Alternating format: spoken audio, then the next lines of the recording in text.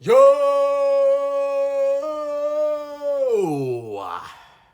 It's good, y'all. It's Pryor, man. Today, this is just me, man. I know I ain't been in the video in a minute. I was trying to really think of some creative ideas of what videos to do. But, I had one, man. I've talked a lot about this. If all my wrestling fans out there, you're going to love this right here. Or you're going to, this is really appealing to you.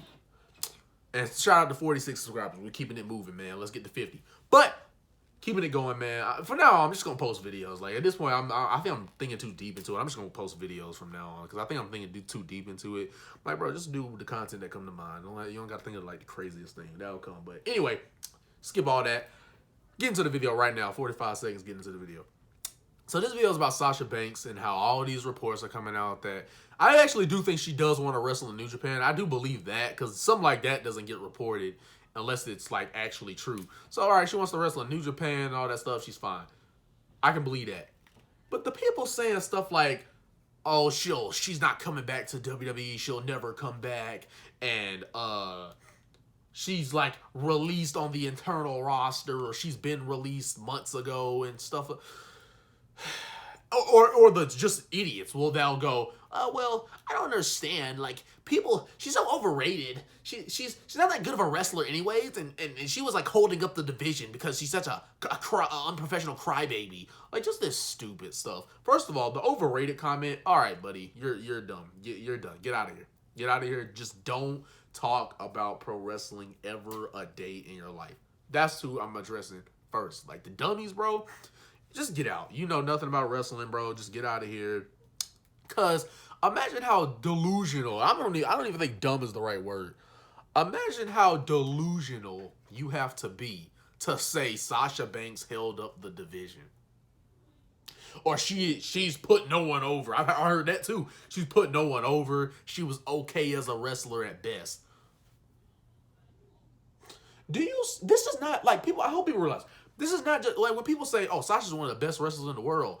People don't just say that because that's the talk of the town. Like, bro, no, her work is impeccable. A lot of wrestlers she's wrestled say that was one of their best matches. So no one says you're their best match if you're a bad wrestler, because they'll know, because they're in the wrestling business, so they know what a bad wrestler looks like and what a bad wrestler will do and what a bad wrestler.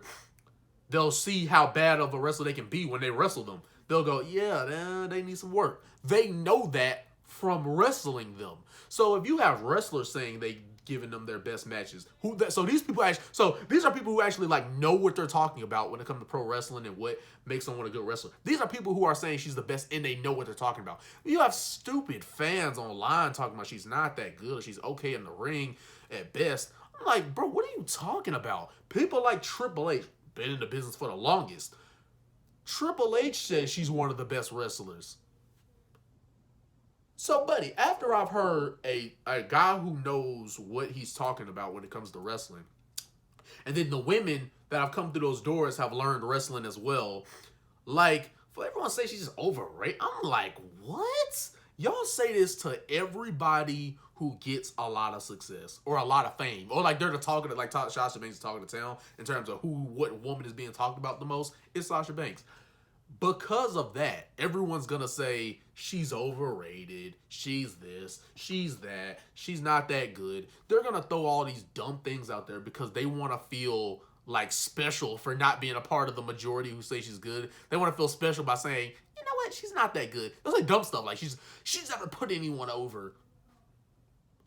She has had 6 title reigns, and only one of them lasted over a month. So I don't understand how she's holding up the division, or how she's just not putting people over. Oh, okay, well, let's not talk about the time she's lost to Bayley. Not as much, I will say. Probably she hasn't lost to Bayley as much, but she's lost to Bayley. Definitely has lost to Charlotte more times than she's beaten her, if she has beaten her. Same thing with Becky Lynch. She lost to Bianca Belair, a great legendary match. She lost to Bianca Belair at Mania. She's 0-6 at Mania, so she's never even won at WrestleMania. So for all the people, oh, she was giving everything and she just blew it because she's unprofessional. This is coming from the same person who has lost 6 matches out of 6 matches at WrestleMania. So if you're not able to win the match at the biggest stage of them all, There's no way you can be overrated if you can't even get a WrestleMania win. That's the biggest show that they have of a year. If you can't win there, there's no one that should ever be saying you're overrated. Because if you're losing at every Mania you're at, whether it's a singles or tag team or something stupid like a battle royal, you know, if it's you're losing every single big match on the biggest stage of them all, how are you overrated at that point? You can't be overrated at that point because you can't even win with the most hyped up show of the year. If you can't even win there, it's like, what are you talking about? I think people they just keep saying dumb things. And it's gotten to a point where they're not even saying stuff that's true.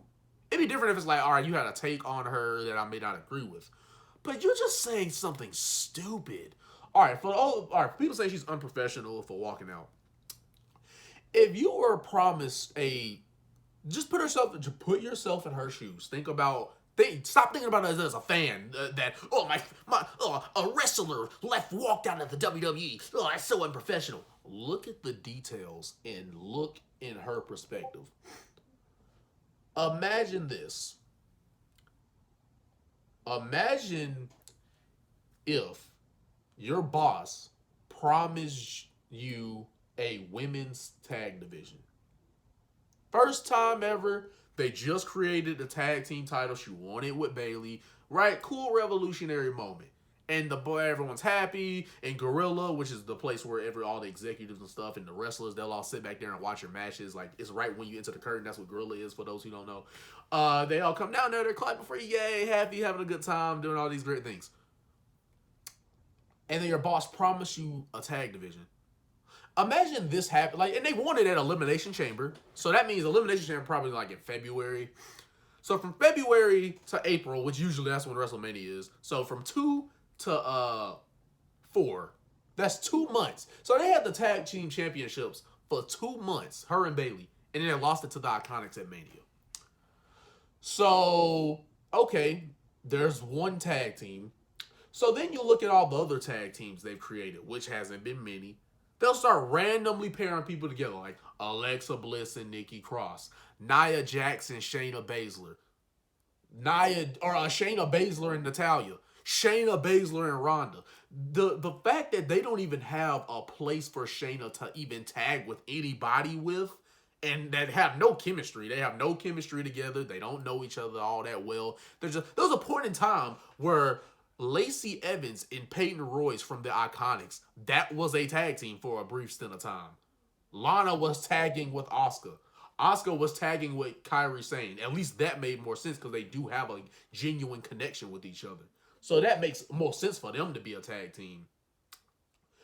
But then, all right, Damage Control, right?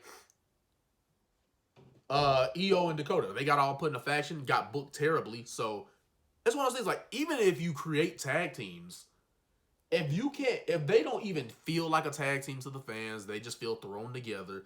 If we don't even feel like there's a connection between the two, or we feel a connection with them, if we don't even feel that, and if they can't even be booked correctly, then what women's tag team division? And then guess what? She wins it again. This time with Naomi. She wins it with Naomi. We still don't have a tag division. We still throwing people together. We're still doing, I will say, Zelina Vega and Carmella, they actually did start having some chemistry that I was able to believe them as a tag team. That actually, I'll admit, over time, their connection actually kind of started forming. But there's no connection between Liv Morgan and Rhea Ripley. They were a tag team at one point. Now they got Liv and Tegan Knox. You see how many times they have to switch their partners? That lets you know. Because if you're in a tag team and you would constantly have to keep switching your partner every time they want a female tag team, they have to keep switching partners. That lets you know they don't have a tag division. Because why is Liv Morgan tagging with Ripley at one point and then now she's tagging with Tegan Knox? That literally is proof they have no tag division. They have no plans for this division. They still don't. Even with Triple H, they still have no plans for this women's tag division. And even the tag team champions, they're booked awfully. They're booked terribly. I'll give you another example. Raquel and Shotzi was a tag team at one point. And then it was Raquel and Aaliyah. You should not have to switch tag team partners this many times. That's literally clear as day. Crystal clear as day that there is no tag division, bro. Okay, Sasha Banks and Bayley won it a second time. Okay, boom. That was a good little run. And that's really because Bayley was doing great on promos. They were good heels. But they weren't having any tag teams to really defend their championships against. They had to win against just randomly paired people. And then they don't even add any type of logic behind it. Tegan Nox and Liv Morgan just became a tag team. I think they've only had one tag match, or one or two tag matches, and that gave them an opportunity tomorrow night to get a tag team championship win. Even though they haven't even said that Ronda and Shayna are a new tag team. Tegan Nox and Liv, they're supposed to be a new tag team now. They beat somebody that they didn't even claim was a tag team, and they just get a title opportunity now tomorrow night. And the men don't have a tag division that they don't have a division. They have people in it, but they don't have a division. A division means when there's established tag teams and everyone's been built up properly, and we can believe that at any given time that any of these tag teams can take the championships from the Usos. But now, guess what? Guess who people want the Usos to lose the tag team championships to? They want them to lose it to Kevin Owens and Sami Zayn. Yes, they have a connection. Sure, they're friends, but they're not a tag team. They're singles wrestlers. So just because you put two people who are best friends together doesn't mean they're meant for a tag team. Sasha Banks and Bayley, they're not meant to be in a tag team. They're meant to have their best stuff is singles runs. It's not tag teams. They found the most success in singles runs and not tag teams. So when that's the case and that's what you have going for you, you shouldn't even be in a tag team to begin with. So where's the appreciation for Sasha saying, you know what, even though I feel I'm worth more than being in a tag team, I'll try to create a division. I'll try to give this title prestige to do it for all the women who win it from us, so that they have an established team that has an established division and has established title defenses, so that by the time someone beats us, they're good. They're established. They have a division to look forward to defending their championships against. Well, when your boss in Vince McMahon promises you a tag team and he don't give it to you, yeah, you're gonna want to walk out. Because he did it once. And it was like, okay, all right. She wanted to quit. She actually wanted to quit way before we're talking about it now. She wanted to quit way before that. She wanted to quit in 2019. But Vince was like, no, just take a break. We don't. Because that goes to show you, for all the people say, oh, she's overrated. Even Vince doesn't even have the guts. And he loves firing people. Even he doesn't have the guts to fire Sasha Banks. Because he could have done it. When she walked out, he could have easily just fired her. But even he knows, or when she said, hey, Vince, I want to quit, he could have easily just said, okay. But he sees, even if he treats her terribly, he sees value in her, and he knows that this is people that he's built up. He knows that this is people that he's built up. So that being said, he's not going to let that go. Even if he don't like her or he don't like her. Essentially, Vince doesn't like when people actually want to make WWE good. When they actually want to make a good product, it's like he doesn't like those people. What? Vince booked the shows for his own personal entertainment. That's why I was bad for so long. And that's why people like CM Punk really had to make an impact to have wrestling be as fun as it was. Because there were people like CM Punk who were relentless and just giving in to whatever Vince wanted to give him, which was probably crap. And he called that crap out. He called out it being a bad, system, and how Vince is out of touch. He don't know what he's doing, and how they run business in such a scummy way. He calls that out on live television, and it gets all those views. So when Vince realizes his idea doesn't work, but it's getting a lot of views, he'll go, you know what? Actually, I'll keep you.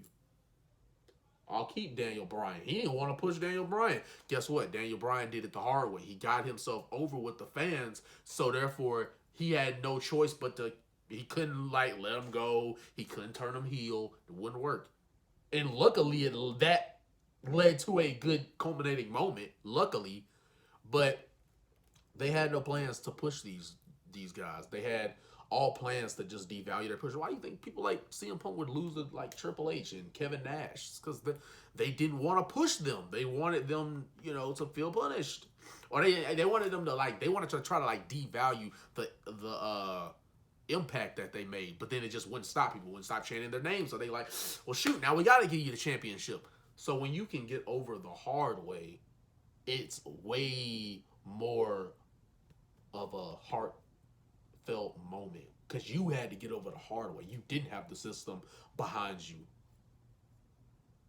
Sasha Banks is the best female wrestler in the world, and I know that's technically an opinion, but if you want to look at who, and this is coming from somebody who, when they see her wrestle, she can give people who can't wrestle that well, like Ronda Rousey, no offense, she can't even wrestle that well, but yet she'll give her, and Ronda has admitted, she gave her a great match.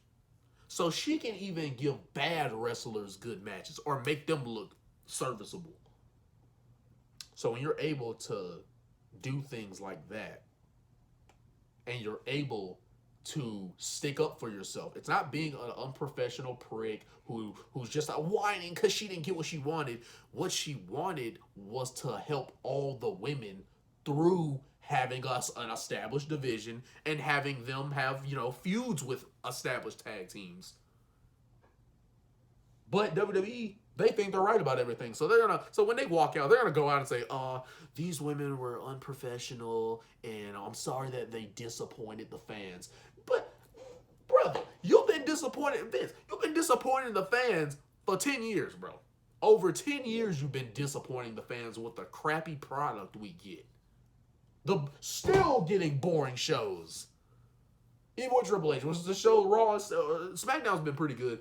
Raw is still terrible. And I know that third hour is affecting that, but I'll say this. If you have a 3-hour show, at least make the first 2 hours worth watching so that the third hour is like, all right, it kind of fell here, but at least give us at least 2 good hours of television. If 1 hour is bad, right, all right, we can't pick and choose, but at least give us 2 hours of a captivating storyline filled product on our television screen when we watch this stuff every week. And if you don't like it, don't watch. No, because if you don't like something and you love it, you don't like it, you love it. If you love something, you want to make it better. If you don't like it, I agree. If you don't like it, don't watch. But if you love it and you don't like what they're doing, you are trying to help, but you'll be looked at as the bad guy because you're not worshiping everything. But that's really all I had to say about this. I could go into deeper, but I don't want to make this 30-minute video. But love and appreciate you guys, man. Run up the likes, hit the subscribe button, all those good things, man. But I just wanted to leave people with the message of standing up for yourself when you see a problem with like something like her situation. It can be anything, but in her situation, it was they did not give any tag teams to Sasha Banks and Naomi to defend against. They still were scrambling, throwing people together. That's not... If everyone in the tag division is thrown together and they don't have any feuds that's going to establish them as a legit tag team, if you don't have that, then you defending it means nothing. I cannot believe they wanted Sasha Banks and Naomi with a dead tag division, and the people is still dead. So that's more reason why them leaving was justified. They still don't have a tag division, and it's still treated terribly. Damage Control as the champions, they're still booked terribly. That being said, they were right all along, because it'd be different if they walked out and the tag division got better. It's like, okay, well, maybe y'all probably overreacting, or maybe it really took y'all leaving for them to give a tag division and start booking the women properly. They still don't in the tag division and women in general. Even all the women they've been bringing in, they don't have any direction for Candice LeRae. She just wins one week, loses next week. Win one week, lose next week. They don't have any plans for this women's division. They have one, but you can't call it a women's division if you don't have any plans for anyone. And the only big stars in the women's division that feel like stars to me are the 4 Horsewomen and Bianca Belair. That's it. Rhea Ripley, getting there. I feel like Rhea Ripley's getting there. But outside of Rhea Ripley, Bianca, and the 4 Horsewomen, none of the women on the roster feel like stars. They should be, but they don't feel like stars because the booking is not consistent. They're not booked strongly. They'll lose one week, win next week. And when your booking is like that, You cannot get behind people. You have to book them strong, because then they have someone that they can look at and go, yeah, this person's actually pretty hard to beat. You're not looked at as someone who's hard to beat, or I'm not looking at you as somebody I should get behind or be familiar or get familiar with. Like, people who watch NXT like me, we know Candice LeRae is good, but the audience, the casual fans, which are most WWE fans, they don't know anything about Candice LeRae, and they've given them no reason to get behind her because of her stupid booking. Even the guys he brings in, Theory has no direction. Seth has no direction, even though he's established. Seth has no direction. Bobby Lashley has no direction. None of these people have direction. Now, of course, people are going to disagree with me, but for the people who know the truth, you don't just want to think of it like a fan. Think of it as a business.